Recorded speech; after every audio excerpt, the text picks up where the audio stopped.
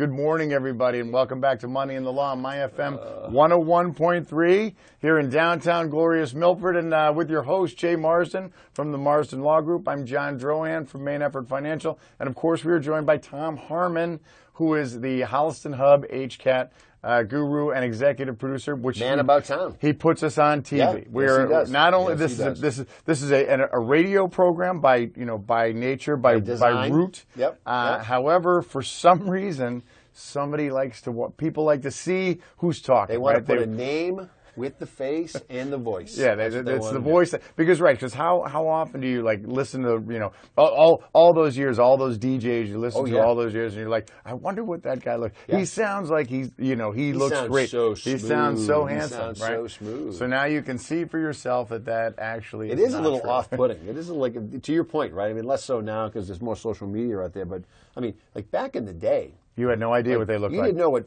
Charles Laquadera looked like. And no way to find out. You didn't know who David Allen Boucher was. You had no idea. You had no idea how to put them together. And all I know is that he's wearing a smoking jacket. Yeah, that's right. That's right. As soon as he gets up in the morning, scotch in the room during the discussion. Of course there is. Lots of velvet. There's a cigar that's lighting. not lit. Yep. That's just it's there for after the show. That's right. Yeah. That's right. And there's always scotch. That's right. David Allen Boucher. Right? And then there's a whole bunch of my mother used to listen to them all the radio, all the Boston radio personalities way back in the day. So for those of you old timers who are listening on the radio right now, listen, go to Holliston Cable Access TV YouTube channel, and you can actually see what you're listening to. You can line it all up. Yeah, line it all up. It's worth something. And I will say this. So Tom, by the way, how are you doing? I don't want to, we don't have to wait till break to say hello. Tom says hello. It's kind of quiet. So I'm going to give John a minute to talk about his favorite subject himself. Let me talk about me and I'm talking about us. Yes. I'm talking about the show. Collectively, the team. Saturday, I happened to be in my car right around 11 a.m. Of course you were. And what did I do? I turned on Money in the Law. Yeah, you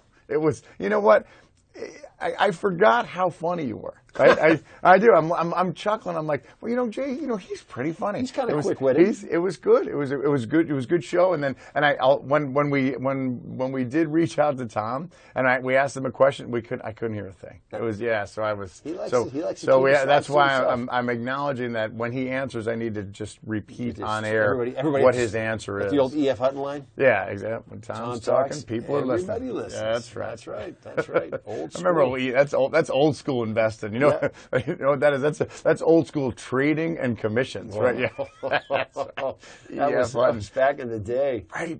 I can't imagine how much money those E.F. Hutton guys made back in the day. I mean, it must have been printing money. Because when E.F. Hutton talks, people listen. Well, I need to listen to that. Well, that's when guys would go. That's real Wall Street stuff right there. Like you worked at a big brokerage firm on Wall Street. I mean, you had a 3-piece suit on every day. Oh, you suited up every. You were selling. I mean, you're a Wolf of Wall Street. There's a phone book. Oh, I need you to start making some calls. I need you to get me some clients. And by the way, prepare for lunch because that's about a 3-martini project.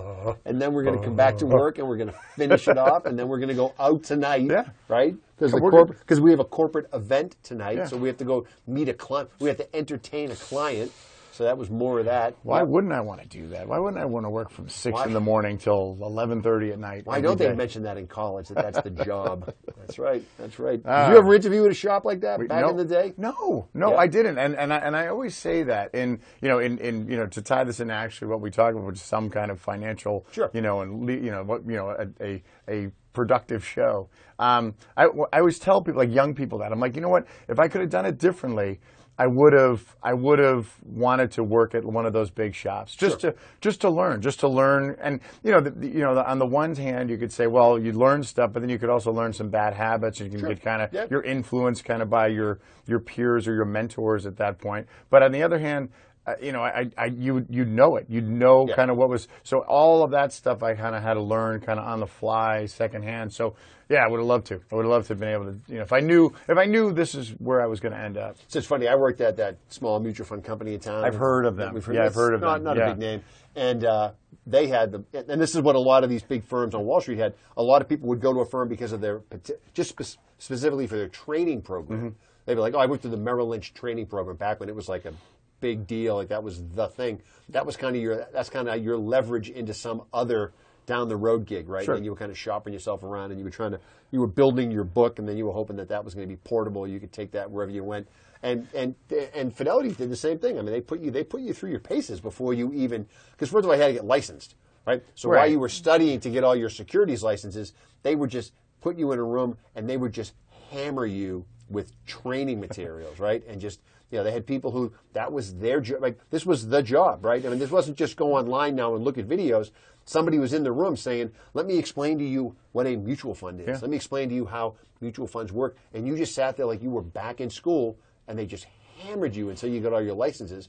And then depending on how they brought you along, you'd get your insurance license first, and then you could start taking some quote calls where you were just giving out factual information. There was nothing that involved you having to think about anything other than read a number back to somebody, right? And then when they dropped you into the belly of the beast, and it was just like, start taking phone calls. You went into you started making phone calls. Well, you guys are taking. We started on the inbound, right, so I'm 175 a day. Beep, beep, beep, beep, beep. Phones all day long. All day. And you never knew what was coming in, and it was just a random question. What are you looking for? What are you looking for? And you think about it, and you think about, like, because then at some of that, at some point there was the sales training piece, Sure. right? So if you're like they're like, hey, if somebody calls or if you're talking to somebody on the phone, these are the 4 points you need to hit. Yep. You need to A, B, C, and D. You need to talk about those, and then again, if you're in that sales role or if you're in that sales model, you have to always be closing. Oh, you do. You are always. Do. And they had it all set up, right? You'd send paperwork out. You'd send applications out. They knew it was your application. It came from your terminal. You clicked it on. The mail system would get it out the door. And then you had to just start making the calls and be like, did you get my info? Just follow it up. Just follow it up. Phone call, phone call, phone call, phone call. It was all you just headset. Right? Yeah. If somebody left, somebody moved on to another job, you'd just like seagulls, you'd like swoop into their desk because they might have had a better headset than you, Exactly. they might have had a better chair than you. Like, we take all this stuff, this is great, and then like, sorry, good luck, Bill. And it's funny. So the great Mike D'Anzaris, we often mention, who's my mentor, who brought me into the business. I mean, so he came into the business long before the internet, and like you said, it was all done over the phone. There was no do not call list. There was no limits to what you can do or who you couldn't call, and that was it. You would call people, and you'd call them, they'd hang up, and you'd call them right back. Like, it was that kind of just activity's sake. Get on the phone. Yep, get through the nose as fast as you can, so you get to the yeses. And that's it. Because the thing about it is, and to this day, because now it's so much easier not to call, right? Because it's such an interruption, and it's such a and when you get a call, you're like, why are you calling me? Like, why? If you get a call that you were like unsolicited, that you're not ready. What do you want? They happen all the time. Yeah. And they're like, and you kind of feel bad for these guys because you and they're usually like young guys, right? And you get a call, like you get a call from whoever, like Advizon or something. Hey, this is Tom Jones. I'm looking for John. Hey, John. Hey, how's your afternoon going? It's always like that kind of icebreaker, and you're like, dude, I feel so badly for you because right now I'm not only going to get off this call, but I'm not going to make you feel good about it either, right? And I don't mean to be like that, but no, but you're in the space. Calling you me at 2 in the afternoon. You can see the on call a Wednesday. coming. Yeah. Didn't ask for it. Unsolicited. I'm working on stuff. What do you think I'm doing? Yeah. Like, what do you think we're doing here? Waiting for you to call? Yeah. Is what you have to offer that groundbreaking, that is good, that game changing to our practice? Oh, and if you, like, let's say you get a voicemail from somebody, it's like somewhat borderline unsolicited, and you kind of, I think I know what he's calling about, and I might have like a raindrop of interest in whatever he's calling me about. It was a good voicemail. That's right. That's right. Yeah. You call these guys back, and like you can hear yourself making their day on the phone, right? Like they sit up. You can feel them sitting up straighter in the chair, right? Jay Marston returning your call. Like, what? Oh, Jay, how's it going? Hey, great to see you. Thanks for the call back. Oh my Hold God. on, you can feel them like, taking the newspaper off their face, putting the chair in Well, they're mode, home, right? probably. That's the one thing. They're getting the dog off their lap, right? That's right. Mowing the lawn. Hold on, let me just turn this mower off. Hold on 1 second. Thanks for the call back. Great to see you. Honey, get the kids. Hold on. I got a call. Incoming call. Somebody wants to call me back. I'm working from home today because, there's a conflict with who's problem watching with the the kids. pin at the office there, so that's what we're all doing. COVID. Yeah. Yep. So, but other than that, what are we talking about today? I don't know. I mean, I'm into this. Are you winging it? You're into this conversation? No. I don't know. I was going to leave it up to you. What do you got? You got nothing? No, I get all What do you kinds got? of You got stuff. I something? get all kinds of stuff. I get something. It's actually it's specific to the two of us. So, but let's keep this going for a second. I'm going to come in after the break. I tell you, I'm going to surprise you with it. You're not expecting it. I'm not expecting. You're not expecting it. You're not expecting it. All right. And it has to do with the two of us. Has to do with So, the two of us. Two middle-aged. It's a shared experience. Two middle-aged guys. Two middle-aged guys. All right. That's right. All right. Two empty nest middle-aged guys. I'm on the edge of my seat. All right. I bet you All are. right. So I bet you are. everybody, thank you for joining us. Hey, remember on Money in the Law, we talk about all things money, all things law, just a little background. Yes. But we're yes. about to go into break. We're also on TV. Tom Arman's here. Jay Mars and John Dron. Don't go away because it's almost like the surprise episode. It is. Don't go away. Episode. End of summer. Yeah. Labor Day weekend. Surprise episode. Surprise episode. We'll be right back. And we're back. My FM 101.3. Jay Marzen with the Marzen Law Group. John Drohan, Main Effort Financial.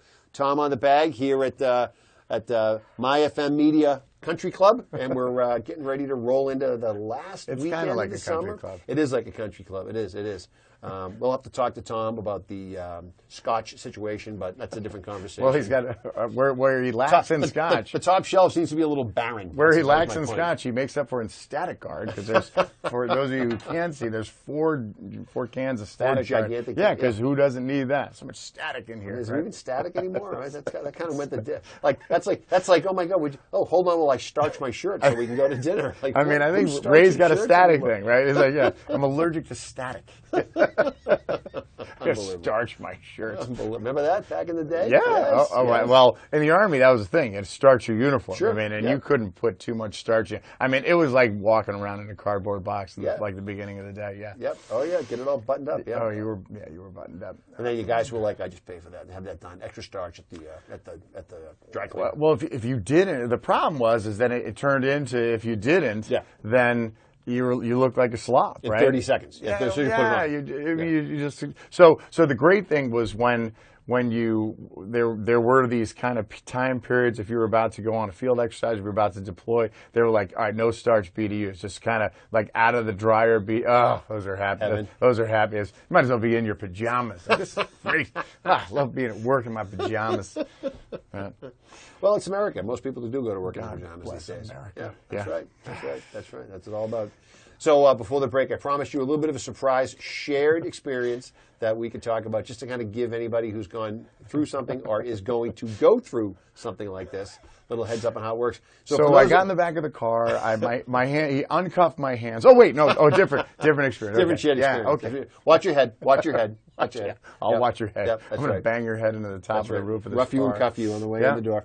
So no, what we're talking about is for those of you who are getting all the paperwork, getting flooded with the emails and all the information, John and I have a shared platform. We both use the same platform for managing clients' monies, and that is being merged with the Schwab folks. Yeah, So it's- we use the TD Ameritrade platform, same as you guys, and TD is merging with Schwab. Well, Schwab bought TD. Yeah, Schwab And kind of ate TD. That's yeah. pretty much, yeah, pretty much happens. And so, as you can imagine, when these things happen, what usually happens is somebody has to decide, all right, well, guess what? We won, and this Yeah. is how we're going to do things going forward. And there's always a period of everyone's going to play nice in the sandbox, and we're going to walk this parallel path, and everything is going to be great. And then at some point, somebody's firm says, yeah, we're all done with that. Yeah. We're all done supporting two infrastructures. We're all done supporting two platforms. We're all done supporting two this, two that.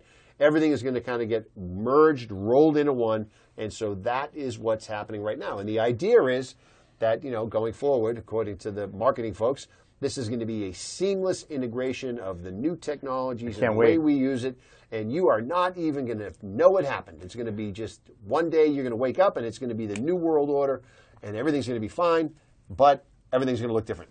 And everything's going to be changed, and you're going to have to do things completely differently than the way you did it before. But it's no different, is how they sell it to you on the marketing side. Right, there's no and so we've been kind of repeating that same Sure. story, right, to our clients, and you're right. It's one of these things where, yeah, it's not going to be different. It's going to be the same. Everything's going to be okay, but it's going to be different.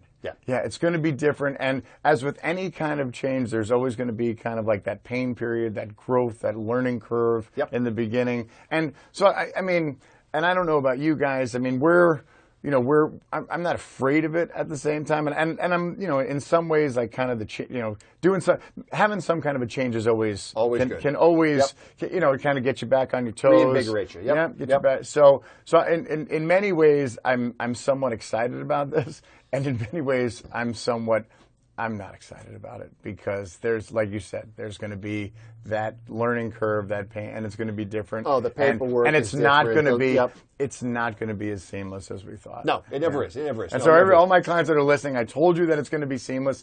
It is, but it's not. Well, but it is. We will try to make it as seamless as possible for you, just so you know, behind the scenes.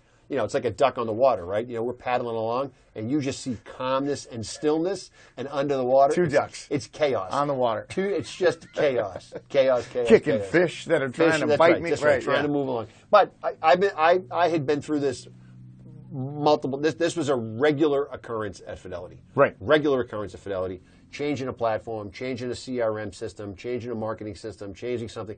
So this was not an unusual scenario for us. We went through it all the time.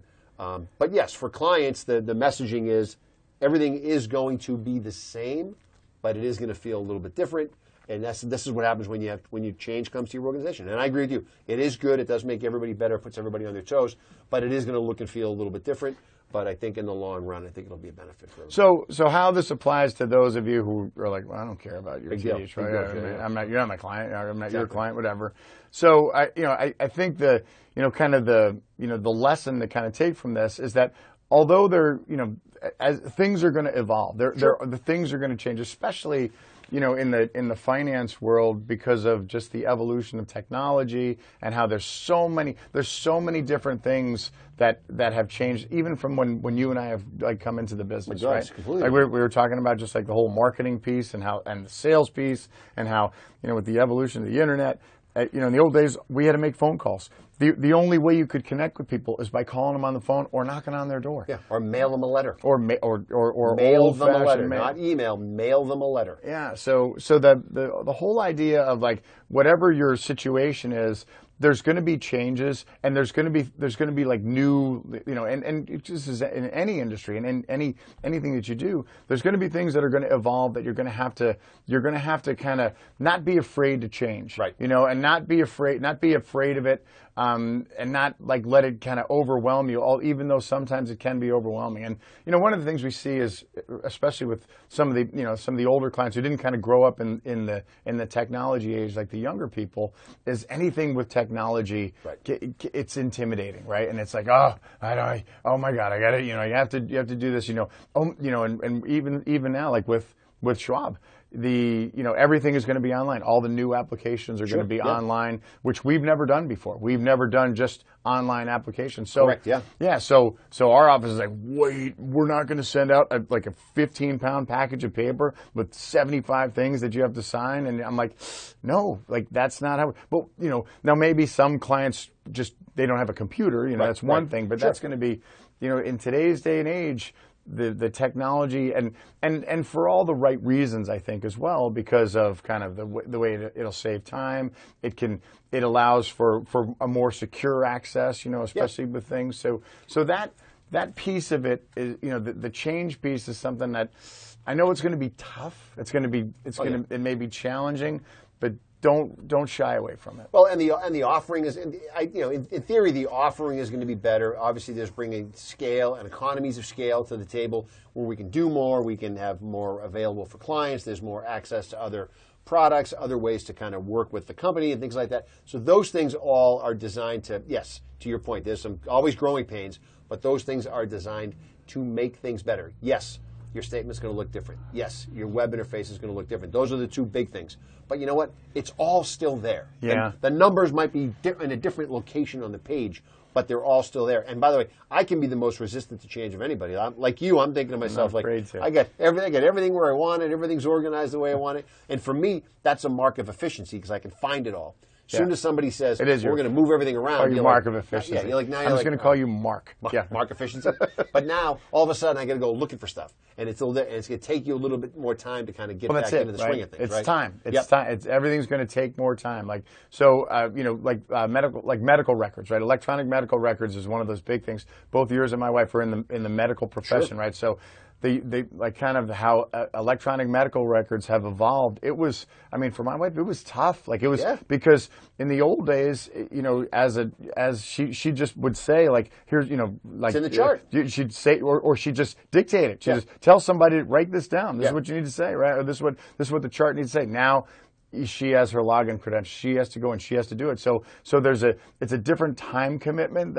But on the other side of that is you're like, well, it's probably a better note. It's probably a better, it's kind of you don't have that telephone game of it's a clear note. I'm not trying to transcribe handwriting. I'm able to see exactly what I'm reading. Yeah. Everybody's on the same page. Everybody can share the note. We all know what's going on. Makes it a lot easier to service the end user, if you will. And at the end of the day, that's what it's all about, right? Yes. At the end of the day, this is all, and this is what we have to keep reminding our clients as well as ourselves. This is all going to benefit you. Correct. Like it's going to be better for you. Like Jay said, like kind of the economy of scale of this level of a firm is going to be in the end of the show, it's going to benefit the client.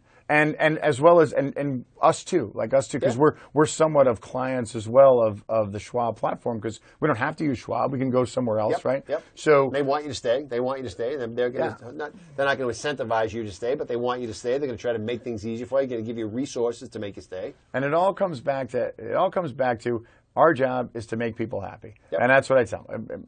Our job is to make you happy, and if you being happy, if you having an easier time like going online and looking at your accounts and being able to understand it, that will make you happy. That's the goal, is to make you happy. Where if we were going to a platform where it was more complicated and more convoluted, and the online experience, because that's the online experience now is that's a thing. Yeah. Like you have to. There's no negotiating with that. It's got got to be. That's it's got to be anymore. simple. That's right. No, it's got to be simple. It's got to be clean. Which is why anytime I see something that's hard to do online, if I'm anything, in anything that I do, I'm like, why is this so hard? Right. Why, and you see it a lot in the government, right? In some of these government, right? You're like, why is it so hard to update this on this particular government site, or why is it so hard for me to get to this, to this screen where I need to do some work? Again, I go back to my iPhone. I'm like, hey, if Apple was in charge of this, it would be easy, right? And that's where people need to be. And this is one of the reasons why you bring professionals to the table, right? Like at some point, the do-it-yourself world just doesn't work anymore, right? Okay, sure. Could you sit down? Like we talk about taxes all the time, right? At some point, just going online and doing your own taxes, it doesn't work anymore. It's just your situation has become more complicated in a good way. I mean, you can if you're a student as a part-time job and and you make $15,000 in a year. You get one W-2 and that's it. And bang it out. Piece of cake. Then do it. Then do it. You know what? Because that bit's easy. But if you have to start figuring out like some capital gains and you have excise tax and all the other stuff, fees, right, deductions. You're running a side business. You're doing all this other stuff. At some point, it just does not work to your advantage anymore. And you got to go to the people who can do it, because from a scalability perspective, they're set up for that. That's what they do, right? That's what they do. You guys stay in your lane. We try to stay in our lane. We do what we do. This is why we don't practice in other areas of law. This is why we don't do divorce. We don't do DWIs. We don't do that stuff. It's just not what we do. We try to stay in our lane. And stay out of the Ds. Stay out of the Ds. It's all about the Ds. Divorce, DW, the two usually kind of go together. One usually leads to the other, not in that particular order. Right. I'm not sure which way it goes. In any particular order. That's right. But that's usually how those come together. So this is the idea. So change, the messaging today is change is good. Change is good.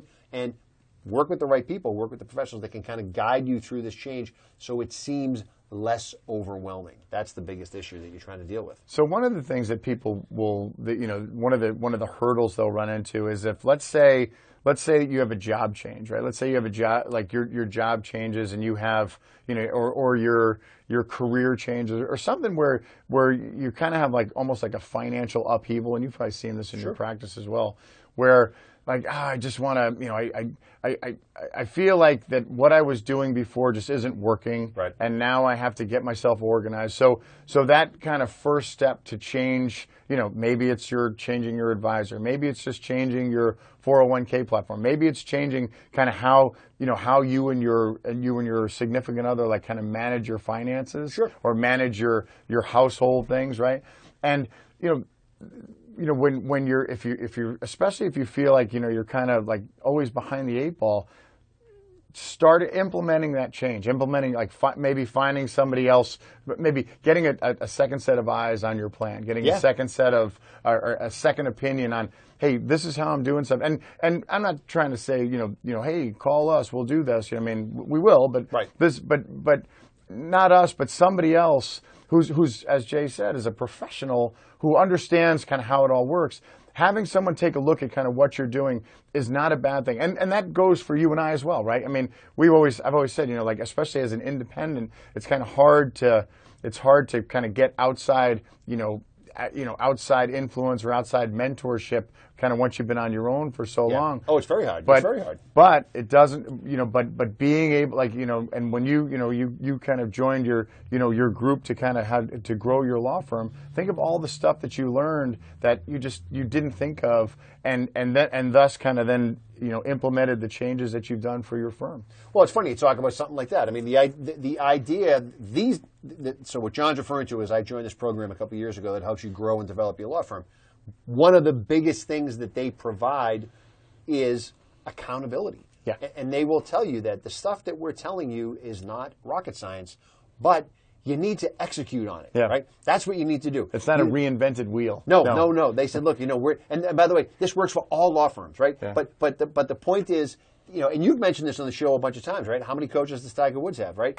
This idea is that one of the things that you're coming down the path of, we need to add some professionals to the team, is to be able to say to somebody, look, I need some help here. I need some accountability. I need to know how to do this. I have an idea. You might have some other suggestions to make it easier, to make it work a little bit better, but I don't know what I'm doing, and I need somebody to help me figure it out, and then I need somebody to help me implement on it, which is what you guys do for clients all the time. Yeah. Yes, you need to save a lot of money for retirement, and you generally have an idea of more money is better than less money. Okay, now let us help you sharpen the pencil, right? Yeah. And then figure out how to execute on the plan so you get there. I mean, right? unless you're like the crazy tax people, right? Like listen, you know what I need to do? I need to get rid of this money. I need to like donate all this money so I don't pay taxes, or I need to they'll spend money just for I need to get more, I need to buy more stuff for my plumbing business so I don't have to pay more taxes. And you're like, at the end, as my great pal from the Army and plumber Ralph Pickett said, he's like, hey, I don't need any more tax deductions. Right. Because you know what? They cost money. Yes. Like, they cost money. So you have some people I was listening to a podcast the other day. We're talking about some guy who owed the feds $58 million. And instead of paying the feds, he bought a plane. Yeah. It's like, I'm going to buy a plane with the money instead. And that's exactly what they talked about. Deductions cost money, yeah. right? Oh, yeah. What are Look you at that. doing running from the tax man? Just deal with it. Deal with it. Anyway, Deal with it. so I digress. So Yeah. but in general, more money is better than less money. Don't let taxes wag the dog. That whole thing. But this help, or this kind of like outside influence, or this kind of mentorship, or whatever you call it, or this assistance in kind of helping you get to where you want to go, Navigate the change. It could end up costing a little money, right? Yeah. It could, and this is something for you to evaluate. This is something for you as an individual to say, okay, is this, what am I going to get out of this? What am I going to get if I hire, the Marsden Law Firm as my estate planning attorney? What am I going to get out of this? Like, what's my... Let's talk about that after the break, because I have a story I want to relate back to that ties into this change narrative. Here we go. Here we go. All right. So don't go anywhere. We had a great story coming up about the Marsden Law Group. I mean, Why not? They're all great stories. That's my favorite subject. Here on my FM 101.3, Money in the Law, also Holliston Hub. Don't go away. We'll be right back. And we're back, my FM 101.3. Jay Marsden with the Marsden Law Group, John Drohan, Main Effort Financial, talking with Tom here in the background, keeping us on track about change, and don't run from it. It's not something to be shied away from. Change is good, but before the break, I was telling you how we were going to relate some change stories as it relates to clients on the law side. So we had somebody come in last week, a client come in, and they said, look, they came in with, every once in a while, people will come in the office, and it's always red. They bring the gigantic red estate planning portfolio. Why is it red? I don't know why Yeah, it's red. I don't right? know why. You know what I'm talking about? Oh, yeah. I've seen, and it's big. red. It's like, maybe it's easier to find in like the pile of papers in the garage. Somebody usually rolls in with this thing, and they usually come in the office before the meeting, and they say, can I borrow that two-wheeler? And then they roll this thing into the office, right? And they say, here you go. And they drop it on the table, and the table just groans under the weight of it, right? And it's got all this information in it. And so we see these all the time. We spend a fair amount of time deciphering these things and translating these for people to figure it all out. But this is what a lot of folks use. It's a software planning package like a lot of attorneys use, and it gives you an idea of how your whole plan would come together. So the reason I bring it up is somebody came in and they said, so I have this. I'm all set. And they said, so just read it, would you? Help me out, right? Help me out. I'm good, right? I'm good, right? That was kind of the story. So we went through it all, and I said, you know what? This was a great plan. Let's look at the date on it. And I said, this was a great plan. When you did it in whatever the year was. 1988. It was like probably, let's call it, I don't know, maybe it's 10 years old. Yep. I said, so tell me what's going on. What brings you in today? So the client lays out the entire situation. I said, yep, I understand exactly what's going on.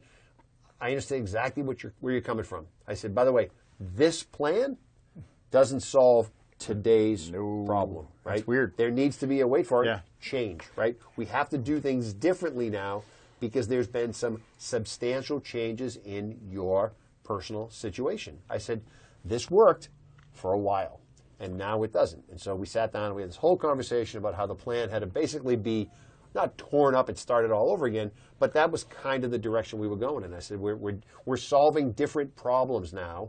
This is what we need to do, which is different. And we explained it all to the client, and the client said, you know what, I get it. Yeah. I get it. First of all, that's the first time it's ever been explained to me in a way that I can understand. Ooh, right? I said, well, that's money in the law talk. Yeah, that's 11 o'clock on Saturday. That's our wheelhouse. That's how we do it, right? We like to speak, truth to power in a way that makes sense. And so we explained it. I said, this is all the things we need to do. Client super appreciative, and we had, and the reason I bring up this situation is because the opposing scenario was we had a similar meeting with a client around a certain type of issue that was very similar to this one, and the ending of that meeting was, you don't need to change what you're doing. What you're doing, there is no different problem. Yep. Everything that we've just talked about, you've already taken care of. What you're doing right now works. This is good. Stay the path. If something comes up, here's a card. Give us a call. So again, this idea of you don't know what you don't know until somebody tells you. Yeah. And so figuring out your situation in terms of the changes is where you go to your people and you say, and one of these clients said to me, she rattled off the list of people that she works with, right? So I got an accountant, I got a financial person who I like a lot, who helped me with all these things over here, and then I have somebody else. I have the lawyer who did this plan, and then so what? And she kind of said, so what's your role in the process? And I said, well, if you want to, I'm the quarterback. That's exactly what we said to her. I said, my job is to triage and triangulate with all these people. I said, I am not looking to replace the financial person who you like and you have a good relationship with and you feel like has done right by you all these years. That we're not changing that. Your tax person, if you like them and they're helping you out and you're comfortable with the way more power to you. That's great. I'm glad you found somebody. But what we didn't say was get rid of all those people. Right? That we didn't say. What we said was, but let's change the way we're working with them because now if you want us to be your attorney, I said, and there's no, and by the way, people always think like there's a registry somewhere, like all the clients go to a big registry. That's not what happens. Yeah. You can change attorneys on the fly. It's not a big deal. Yes, you can. You shouldn't, but you can. I don't know if there's an online button on the Marston Law Group website that says, cancel my attorney, cancel our agreement. Yep, yeah, yep. I don't think there's that. But she, that's what she was concerned about. She said, well, what about these guys? I said, look, if you don't want to work with these guys anymore, that's fine. You just start working with us. We're going to redo all your documents anyway. That's going to knock your old documents out of contention. Everything's going to work out the way you want it to work out. I said, and then you just start working with us going forward, and we will now work with your other pros that you got lined up and help you out with that. You don't have to, again, it's not wholesale change, but it's definitely going to be change. It's definitely, and they were, at first, once we started filling in some of the blanks for them, They said, we did not know all. Now we're educated about this. Now we're more accepting of the change now. This happens all the time at the Marston Law Group. All Pretty the much time. on a daily. All the time. So you brought up a good point. It made me think of something. So the whole idea, change is great, and you know, it's kind of like the theme of today's discussion, is change is good, but it's got to solve a problem, right? And so you said, okay, well, let's say the problem changes and what your original solution doesn't work, right? One of the things that you have to kind of be wary of too is, you know, your people, and the whole concept of being a fiduciary and being like, and doing things, doing right by the client, putting the client's interest before your own, sure. Because what you see is, and we see this particularly in the financial industry, is here's the solution to my problem, and then someone's like, oh, I have a better solution. You know, I have this. You have a solution. This one's better. Yep. And this is where you kind of have to be like, okay, am I? You know, the problem's being solved.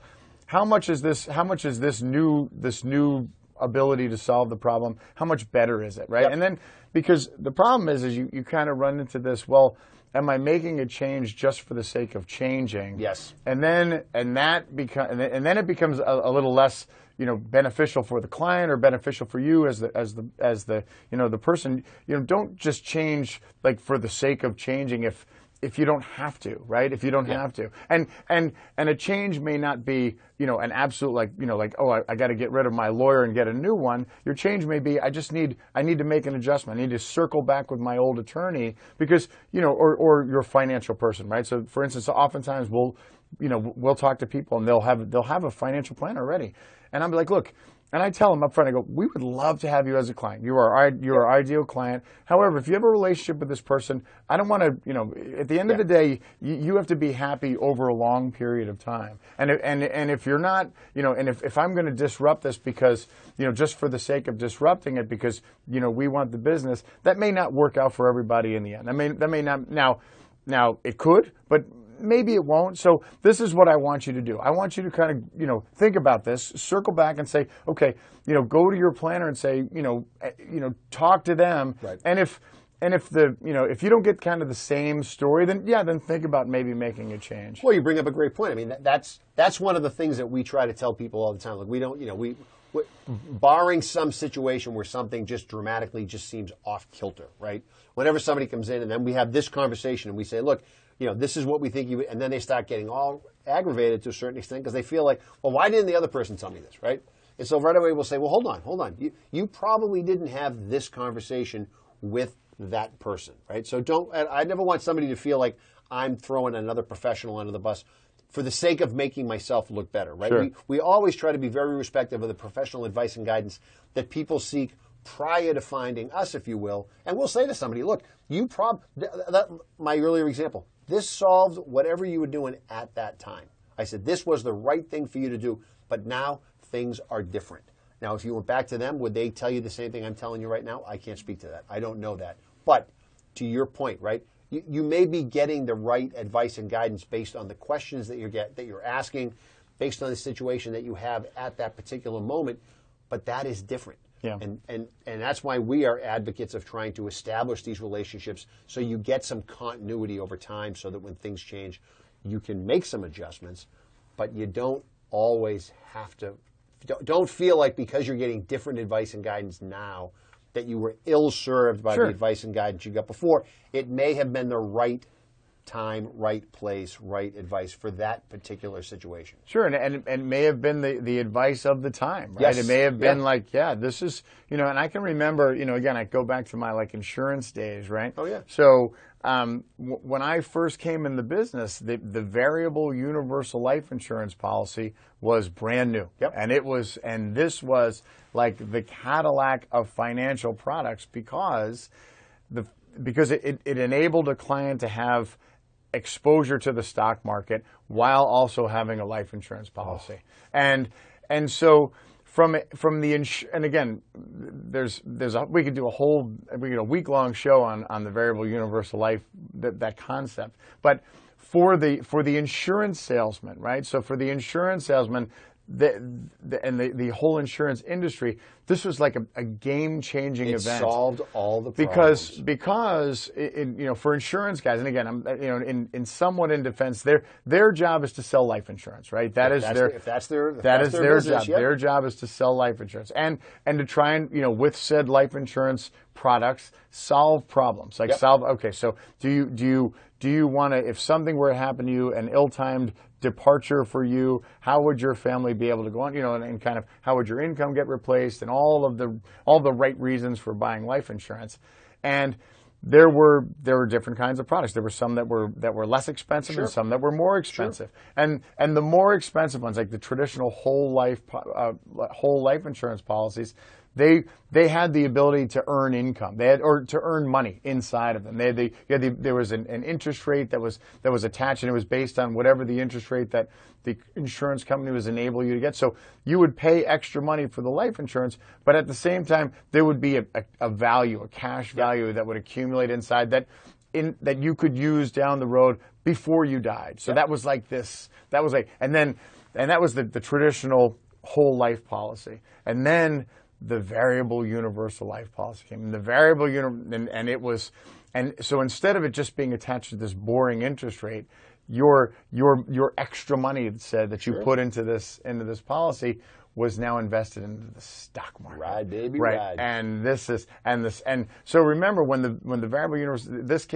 these all started probably in, I want to say maybe as early as like 1984, 85, kind of like the mid 80s is when the market's cooking along. Is when these like, hey, what else can we do? When these came, and just the whole idea of the stock market, and so as the insurance industry, they're like, hey, you know what? And they look at this and they're like, why wouldn't anybody want to buy this? You can. I'm killing two birds with one stone. I'm solving your life insurance issue, in that now you have life insurance, and guess what? You also have the ability to make some money. You can invest money that you potentially could use. And then there was always, and this was not new. This was the same as it was with the whole life policy, is that you had the ability to take this money out in a tax favorable way. Oh, sure. Hey. And again, how would you like your growth? Would you like your growth tax deferred or taxable? Yeah, and so there was kind of, so this thing was like it was like a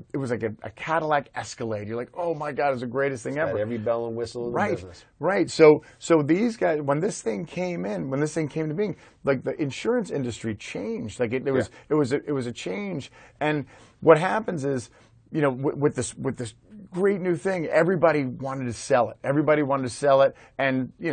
for life insurance guys, they know how to sell. I mean, I'll sell you this pen, right? I'll sell you this pen. Yeah, you need to write that check. How much you want for this? They can do anything. If they can do anything, yeah. So you have these guys that were very, they were attuned to, they were like, they could sell a used car salesman. So what happened was a lot of people started to buy variable universal life policies because they were sold to them, and they were designed to solve this problem. But it wasn't necessarily, it was a different solution. It may not have necessarily been a better solution than what they were doing before. Well, and even when you're explaining these things, when you're explaining these changes to clients, some clients will say, look, you know what? I understood you lost me about 10 minutes into that conversation. Yeah. And for a lot of folks, they say, and that's where I cut it off. Like, if I don't understand what goes on after 10 minutes, it's too complicated for me, too many moving parts, not my thing. This change is not for me. Not that I'm resistant to change.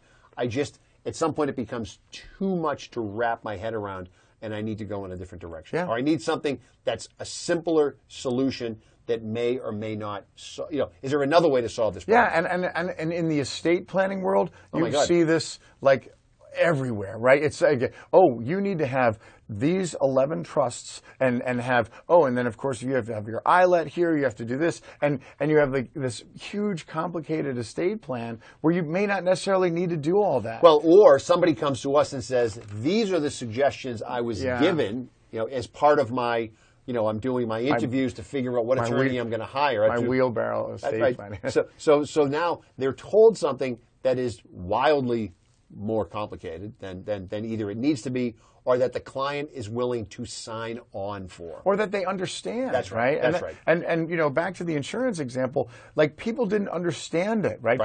People said insurance, stock market. Why wouldn't I do that? Yep. There's a whole lot of fine print in there that no one the problem was in the industry, and this kind of came back to bite them, is they didn't explain that. They didn't explain it because half of them didn't understand it. Well, they didn't explain it. They just disclosed it, right? It's the old "what the big words give, the little words take away," right? Yeah. So this is what you see all the time, guys. This is a whole different way of looking at the world. Everything is different, and here's all the paperwork, and here's the 40 pages of disclosure that tell you that maybe we don't really understand where this thing might go. This happened in the long-term care insurance world, right? The long-term care insurance guys figured out, like the actuaries thought they had this all figured out, right? This is how we can price these things. This is going to be great. We're going to make a killing on long-term care insurance. And then guess what happened?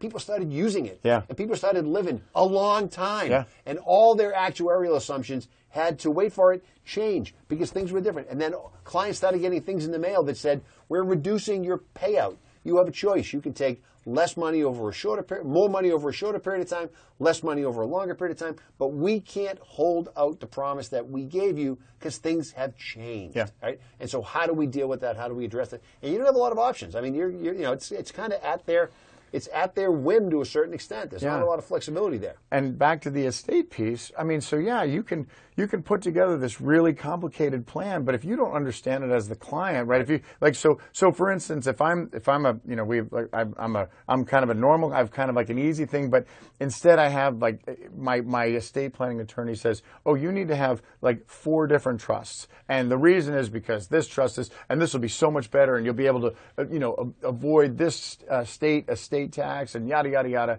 And at the end of the day, it's like, okay, we talked about this on the show before. Like, what do I want? What goal? What do I want to see when all the dust settles? Yep. Right? Yep. And do I need to kind of go through all these where I don't really understand them? And then, when it happens, because I didn't understand them, it may not work out the way I envisioned that it was going to happen. Well, and depending on your situation, how your plan gets established, how your plan gets drafted, how your plan gets executed, there's another part of this, especially to your point, when things get a little more complicated, things get a little more convoluted, there's going to be more work to do, right? So the plan that we sign then has to go be translated to your financial people and say to them, well, I did this very complicated, very convoluted estate plan, and I need to now translate what I did on the legal side into the financial side.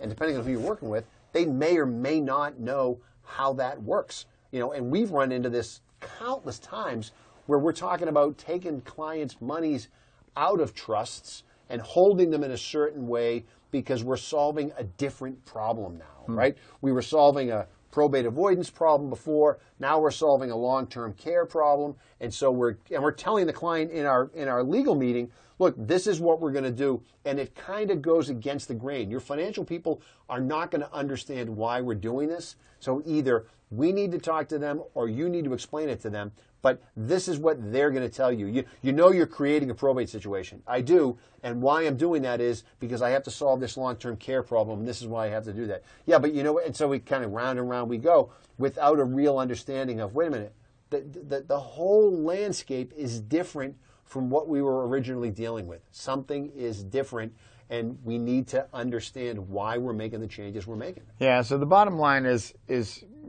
back to, we were talking about how change is good, change is good, but I mean, again, the reason change is, one of the main reasons is that it may be, it's your problems have changed, your situation may have changed, therefore you need to kind of adapt to that. Right. Your landscape may have changed. For instance, now things are all done online, so you need to be able to adapt to being able, computer savvy to be able to to be able to understand and really understand what's going on.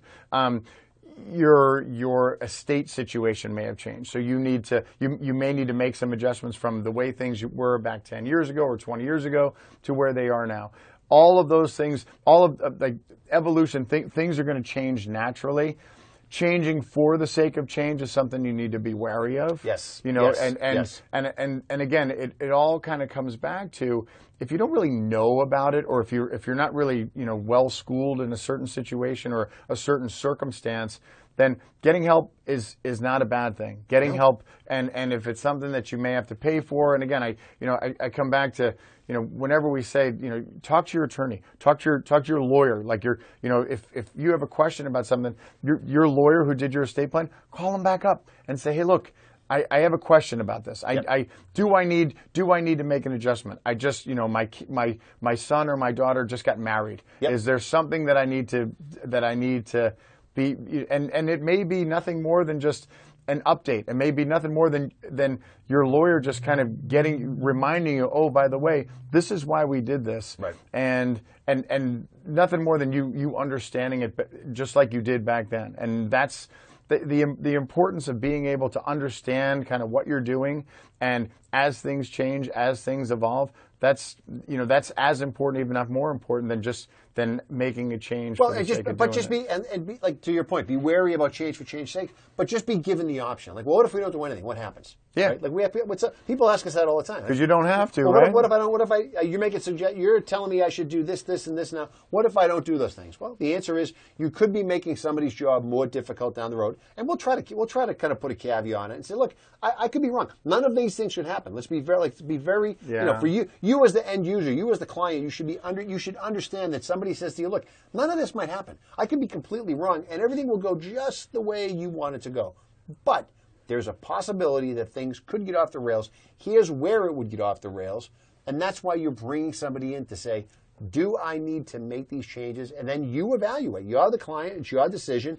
But understand that we are also in the I told you so business every once in a while, because you say, look, if I don't want to do that, you know what? He's speaking for himself. We never say, I told you so. We would never say it to you. No, we would say it to ourselves back in the office after the meeting. Say, I told them to update this. They don't want to update it. Here we are. The only people I say it to are to my children, and I say it with a smile. I'm like, well, Dad did kind of mention that. Maybe that was brought up before. Maybe, yeah, I don't know. We're just kidding. We're fooling around. We're fooling around. That's what we do on the show. We joke. It's all good We fun. joke. That's what we do. We joke. We kid because we love, as we say. Yeah. We kid because we love. But yes, you want to understand, change for change's sake, not always great. Understand the reasons, and don't be afraid of it. It happens for a reason. Sit down, understand why it's happening. On your financial side, talk about it. On the investment side, talk about it. On the legal side, talk about it. Make sure you understand what you're doing, because there is a need. Don't be dragging some 80-year-old set of documents around hoping that it solves the same problem it solved for you 80 years ago, because things are different. Things are different. Parchment paper. That's right. Yeah. That's right. Things are different. Things are different. Yeah, it's a little less stable. That's right. All right. TD Ameritrade changing to Schwab. Don't be afraid of it. We're not going to be afraid of it, so you don't have to. Embrace it. All right, it's going to be. Get some new merch out of it. It's all going to be. Yeah, it's going to be. Yeah, it's going to be coffee. You make it right. You Yeti. Yeah, just what I need. Yeah. Another Yeti. Yeah, that's right. Yeah, that's those right. things are great. Yeah. All right, Tom. We'll see you next week. We'll see you next week. Have a great Have a great Labor Day. I wish it was 4th of July. God, don't even get me started. No. The fall is kicked off. Or just hang on, because it just goes. Summer too hospice. fast. Stop it. Oh, it's over. All right. We'll see everybody next week. Have a great week, everybody. Bye. See you.